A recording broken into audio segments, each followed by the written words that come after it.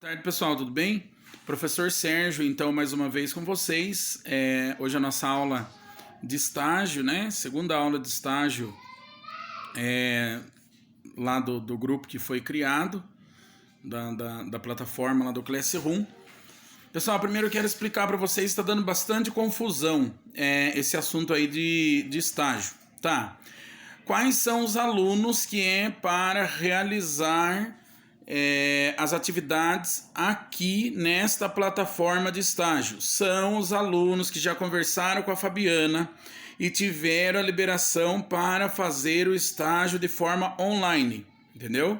Ou então o aluno, às vezes, ele perdeu um dia do estágio, ele tem que repor, como não tem reposição em outro campo, vai repor aqui comigo, né, de forma online, tá? Não é para todos os alunos fazer, porque tem aluno aí que às vezes ele tá fazendo lá na prática e mesmo assim ele acha que tem que fazer aqui, né, na plataforma online. Então não tem necessidade, tá? Outra coisa, os alunos que estão no cronograma que a Fabiana passou, mesmo que seja online com a professora Viviane, ou até tem outro ali que está no meu nome, mas é ela que vai dar as aulas lá do cronograma. Esses alunos que estão lá naquele dia é para fazer com ela lá, não aqui comigo, entendeu? Então aqui comigo somente os alunos que já estão certos de fazer pela plataforma online, beleza? Outra coisa, relatórios de estágio, pessoal. Os relatórios devem ser feitos da mesma maneira como se vocês estivessem no dia de estágio normal de vocês, entendeu? Não precisa colocar assistido, vídeo aula, que não. Vai colocar lá, por exemplo, no relatório de estágio. Exemplo, ontem foi dengue, né? Então, assim, no dia do estágio vai colocar o dia, né? E vai iniciar lá, por exemplo, assim, estágio supervisionado, aí coloca o nome da matéria, né?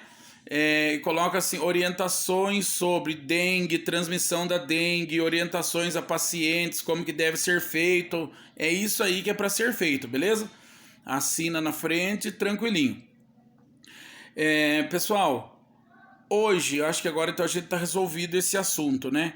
Sobre quem é para estar fazendo aqui na plataforma online. Então, somente os alunos que ficou certo de fazer por via online os estágios, ou então tem aluno que às vezes ficou certo, vou fazer 2 dias presencial e outro dia eu não posso fazer presencial, então vou fazer online.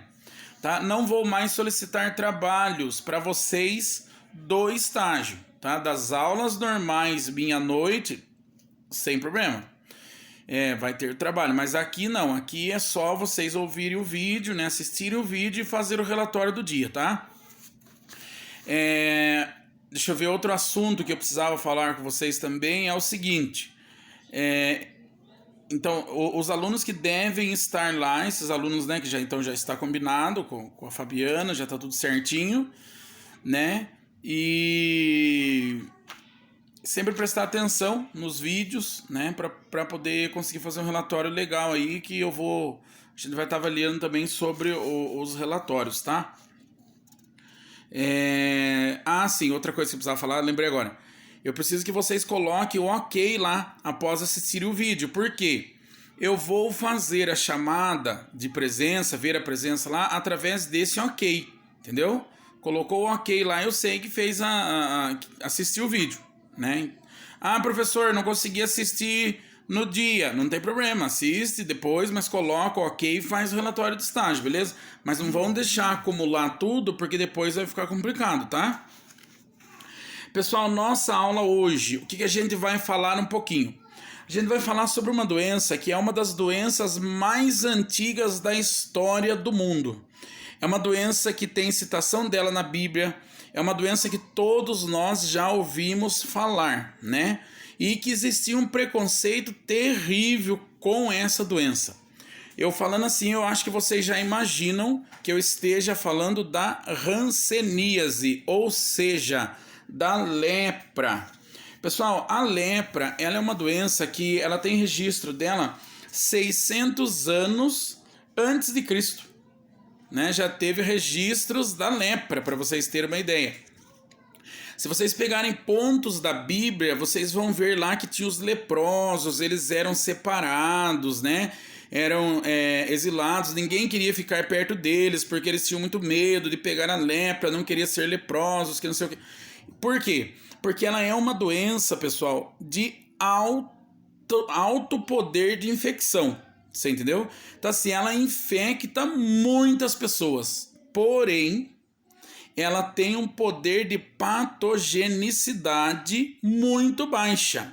Ah, professor, mas o que isso significa? Significa que ela pode contaminar muitas pessoas, mas poucas pessoas vão adoecer, entendeu?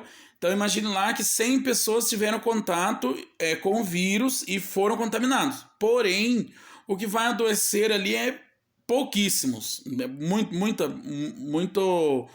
muito pouca gente dessas 100 pessoas, entendeu? Pessoal, uma outra coisa que eu quero falar para vocês é sobre a hanseníase, né? Como que é o nome da bactéria, né, que ela faz, que é o responsável aí pela doença da hanseníase, chama-se Mycobacterium leprae, tá? É o Mycobacterium leprae, tá? Por isso que lembra lá a doença da lepra, né? E as pessoas, eles têm aí esse medo, tá bom? Pessoal, outra coisa. Essa doença, para vocês terem uma ideia, ela chega a ser detectado 47 mil casos novos por ano somente no Brasil. Entendeu? Então, assim, é uma doença, pessoal, que deve ter orientação quanto a ela, né? O que deve ser feito e como deve ser feito o tratamento. E quem são os profissionais, né, que devem estar capacitados para fazer essas orientações e o reconhecimento, né, às vezes de um possível caso aí, ou às vezes de possíveis casos, né? São vocês, nós, né, os profissionais da área da saúde, os técnicos de enfermagem, enfermeiros, médicos, né? Porém, a pessoa que tem um contato maior com o paciente, ou seja, com o cliente, é o técnico de enfermagem. Né? O técnico de enfermagem, ele vai lá ferir a pressão arterial do senhor lá, ele pode olhar, puxa vida, mas e essa marquinha que o senhor tem no braço aí, o que é? Ah, já faz tempo que eu tenho. Ah, o senhor sente dor dentro dela? Não tenho sentido. Então, aí, ó, você entendeu? Essa é a importância de vocês conhecerem um pouco dessa doença, né? De saber, por exemplo, pode ser que seja, né, uma hanseníase. Porém, pessoal, a gente deve ter muito cuidado ao abordar esse assunto. Por quê? Quando a gente fala de hanseníase ou de lepra, né, a nossa cultura nos ensinou que as pessoas que têm lepra, eles devem ficar afastados, eles devem ficar isolados, porque transmite para todo mundo, que não pode nem encostar na pessoa, que não sei o que, não sei o que, não sei o que. Aí acaba trazendo medo para a pessoa, acaba afetando até mesmo o psicológico da pessoa, né?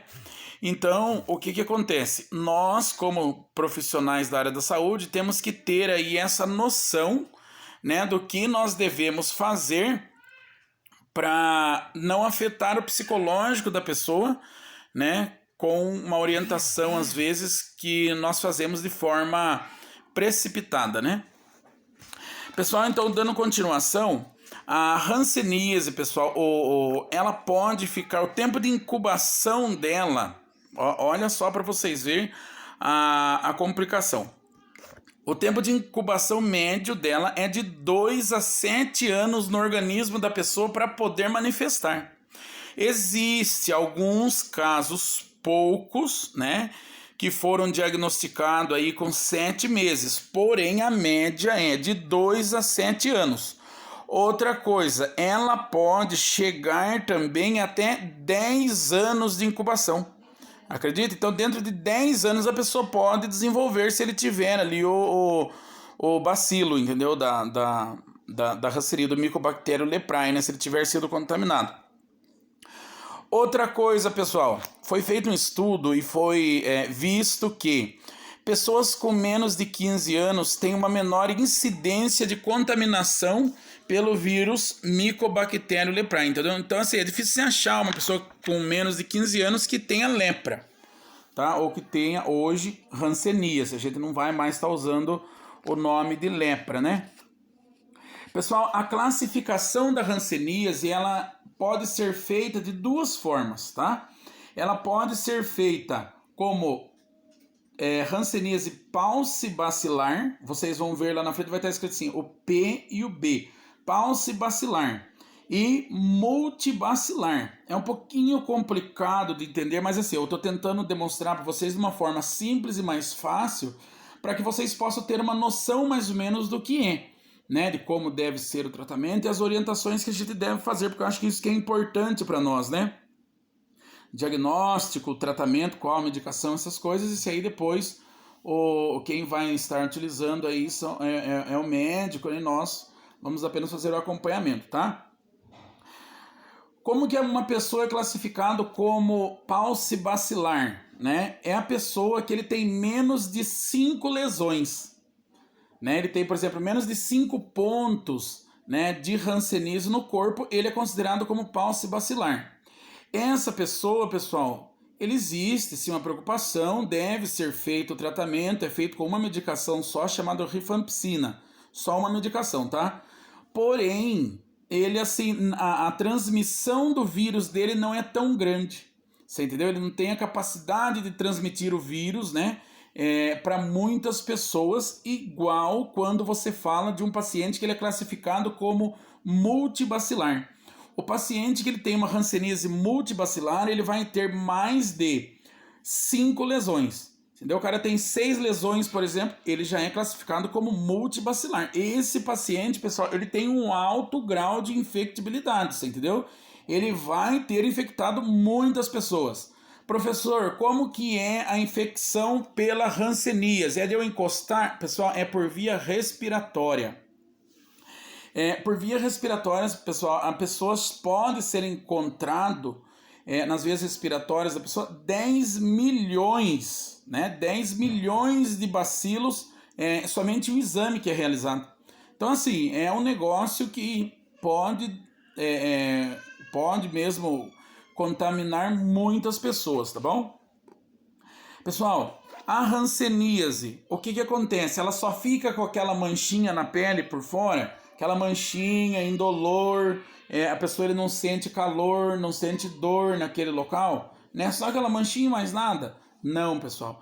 A hanseníase multibacilar, né? Ou seja, o agravamento da doença da hanseníase, ela pode afetar os nervos, né? Por isso que antigamente eles falavam que a pessoa que tinha hanseníase ele chegava a perder as pontas dos dedos, perdia os dedos do pé, em muitos casos, pessoal, até evolui a óbito, tá? Pela falta do tratamento. Porém, hoje já existe o tratamento da hanseníase. É um tratamento medicamentoso, às vezes a pessoa passa um pouco de mal por tomar essa medicação, mas já existe esse tratamento, tá? Outra coisa, pessoal, esse tratamento, quando a pessoa for tomar essa medicação, deve ser uma medicação assistida, ou seja, vocês, os técnicos de enfermagem, auxiliares de enfermagem, estiver trabalhando na área da saúde, num postinho de saúde, em algum lugar, vocês vão ter a responsabilidade de ter certeza que o paciente ingeriu aquela medicação, entendeu? Então, olhando se ele realmente tomou e acompanhando a administração daquela medicação, né? Existe, pessoal, assim, como já falei para vocês, um preconceito muito grande quando a gente fala de hanseníase, por isso a gente tem que ter assim, um jogo de cintura muito grande, né? Tentar explicar a doença, né? Explicar a importância do tratamento, que tem cura, e se ele fizer o tratamento de maneira correta, né, ele não vai mais transmitir para outra pessoa, fazendo aí com que outras pessoas também fiquem doentes, né? Então, pessoal, a manifestação clínica dela, o que acontece? Os sintomas que a pessoa pode ter é acometimento dos nervos, né? A pessoa ele pode aí desenvolver uma situação bastante complicada. Pessoal, como complementação também, para saber se realmente é hanseníase ou não, é feito um exame baciloscópico, É um nome difícil de falar, né? Não, falei errado, pessoal. O nome correto do exame é exame baciloscópico. Baciloscópico. Então não esqueça, exame baciloscópico. Ô professor, como é que é esse exame? Esse exame, pessoal, é feito um esfregaço da pele no local ali onde tem a lesãozinha, né? O profissional da área de saúde faz um esfregaço ali e manda para o laboratório para poder realizar o teste, para ver se vai dar positivo ou negativo, tá bom? Outra coisa que eu quero falar com vocês, então... Ah, sim, imagine só que o paciente ele tem menos de 5 lesões, tá? Ah, não, esse paciente ele tem só 2 lesões. Só que o exame do esfregaço que foi realizado deu positivo. Esse paciente ele não vai mais ser classificado como paucibacilar. Ele vai ser classificado como multibacilar porque o exame do esfregaço deu positivo, entendeu? Então, outra coisa também, pessoal, que sempre utiliza para poder fechar mesmo o diagnóstico, é o exame histopatológico. Nossa, professor, o que é esse exame histopatológico? Exame histopatológico nada mais é do que a biópsia. É colhido um pedacinho do material, envia lá, coloca no microscópio e eles fazem lá a biópsia. Assim, outra curiosidade sobre a hanseníase. A hanseníase, pessoal, é a única doença que ela não cresce in vitro. Ah, o que é isso, professor? Como que não cresce in vitro? Eles não conseguem, por exemplo, pegar o vírus da hanseníase e fazer com que ela se multiplique fora do ser humano. Você entendeu? Para criar ali uma vacina ou alguma coisa. Não consegue, somente no ser humano, entendeu? Eles não conseguem fazer a multiplicação dela in vitro, ou seja, no laboratório ela não procria ali dentro, entendeu? Assim, outra curiosidade, o único hospedeiro da hanseníase é o ser humano. Em outras coisas, não. Já foi encontrado a presença de hanseníase em tatu, macaco e chimpanzés. Foi encontrada a presença de hanseníase. Porém, o único hospedeiro dela, que a doença é desenvolvida, é somente no ser humano, tá? Pessoal, assim, aí é feita uma avaliação da gravidade do caso, tá? A pessoa que tem, um exemplo, ele tem acometimento de nervos, acometimento de nervos maiores, nervos menores, então é feito todo um estudo para ver qual vai ser o tratamento, beleza? Mas isso não é importante para nós. A nossa importância é saber reconhecer a hanseníase assim a olho nu, tá? Como que eu reconheço a hanseníase então? Por manchas, né? Às vezes branquiçadas, meio ressecadinhas por dentro. Essas manchas são indolor, né? Não sente não sente nada ali, não sente calor, não sente dor naquele local, entendeu? É já um grande indicativo de hanseníase, beleza? Então a gente já tem que fazer as orientações aí e pedir uma avaliação, tá? O que mais, pessoal, que pode acontecer com uma pessoa que tem hanseníase?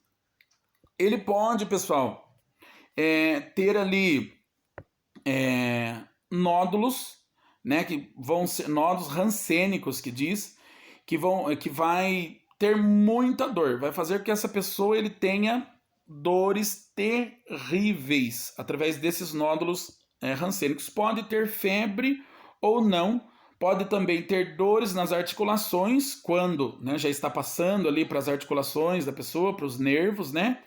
E pode ter um mal-estar generalizado, mal-estar aí de tudo que vocês imaginarem, a pessoa ele pode acabar sentindo, tá bom? E ele pode ter também a neurite, que é o espessamento dos nervos periféricos, beleza? O tratamento, pessoal, aquilo que eu falei para vocês, são tratamentos que é feito conforme a clínica do paciente, ou seja, se o paciente ele for paucibacilar, né, com menos de 5 e negativo o exame do esfregaço, ele vai tomar a rifampicina, né, tem um esqueminha lá, mas também deve ser supervisionado. Se ele já for um paciente paucibacilar, mas ele tem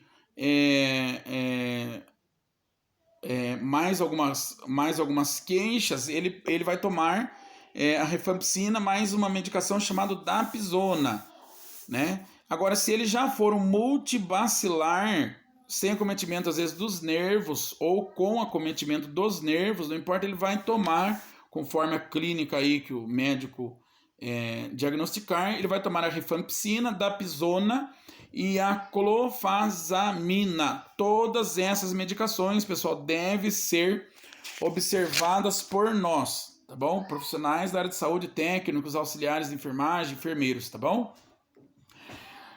Existem, pessoal, vários efeitos colaterais dessas medicações, tá? A gente deve orientar os pacientes que realmente tem mesmo efeito colateral, porém o esquema da medicação deve ser mantido, né? Explicando para eles que é para um bem maior, a não ser que exista algum tipo de reação alérgica contra essa medicação, o médico ele vai procurar seguir aí um protocolo qual ele consiga adequar isso aí, entendeu? Pessoal, como a gente deve fazer para prevenir a hanseníase? Infelizmente, pessoal, a prevenção da hanseníase é através do diagnóstico de um caso, né? Diagnosticou um caso, realizar o tratamento desse paciente para que ele não transmita para outras pessoas, tá bom? Então não adianta nada o paciente ele ficar ali, eu preciso fazer tal coisa, será que eu preciso separar a colher, preciso ficar num quarto isolado, entendeu? Então não adianta, tem que tratar aquele paciente, né? E fazer o exame em todos os familiares e comunicantes e pessoas que tiveram contato, né? Para poder ver aí o que se consegue diminuir a probabilidade dessa doença nessa região onde aconteceu esse quadro aí, tá bom?